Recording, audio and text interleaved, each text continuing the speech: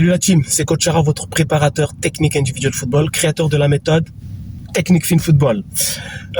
C'est la suite de la vidéo où je répondais à cette question, comment progresser rapidement. J'avais donné 4 points.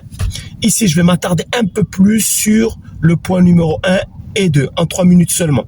Donc, j'avais dit qu'il y avait 4 points. Le point numéro 1, c'est bien entendu de décider des performances que vous avez envie de développer, c'est-à-dire ou la maîtrise de la balle en l'air, au sol, la rapidité d'exécution, la fluidité, etc. À partir de là, je vous avais dit de choisir les bons exercices. Donc, nous allons parler de ça. Si vous cherchez un coach pour vous aider, c'est de choisir le bon coach. Alors, comment choisir les bons exercices sur Internet? Alors, moi, je vous donne un petit conseil qui est très simple. Lorsque vous regardez des exercices techniques, faites attention. Faites attention parce que souvent, on n'explique pas la bonne gestuelle des mouvements proposés dans l'exercice. Et ça, c'est hyper important. Pourquoi? Parce que lorsque vous faites un exercice technique où vous n'avez pas au préalable travaillé la bonne gestuelle, vous allez voir que lorsque vous allez mettre de la vitesse, vous allez commettre énormément de fautes techniques, même si vous transpirez.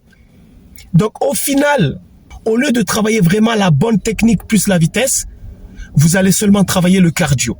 Donc vous allez transpirer, mais vous n'avez pas travaillé la bonne technique. Et ça, je le vois lorsque je fais des bilans techniques avec des joueurs qui parfois viennent et comme ils n'ont pas la bonne gestuelle des mouvements, ils ont même la vitesse, etc. Eh bien, je remarque qu'en fait, ils ne travaillent pas la technique.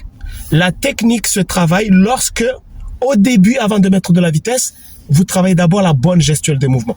Donc, un exercice sur Internet où la personne qui donne cet exercice n'explique pas la bonne gestuelle, faites attention. Parce que vous risquez plus de travailler le cardio lorsque vous allez travailler la vitesse de cet exercice que la vraie technique. Si vous travaillez d'abord la bonne gestuelle avant la vitesse, là c'est super parce que lorsque vous allez mettre de la vitesse, il y aura la technique, la vitesse de la technique puisque la bonne gestuelle et le cardio en même temps. Et là c'est super. Maintenant, si vous voulez un coach pour vous accompagner, choisissez le bon coach. Demandez-vous si le coach qui vous coach a les compétences au niveau de la pratique. Pourquoi au niveau de la pratique? Parce qu'un coach qui n'a pas les compétences au niveau de la pratique, il ne saura pas vous corriger comme il faut. Et si on ne vous corrige pas comme il faut, vous n'allez pas là non plus bien travailler la technique. Je reviendrai dans la prochaine vidéo sur ce point. Sur ce, à très bientôt. Restez motivés.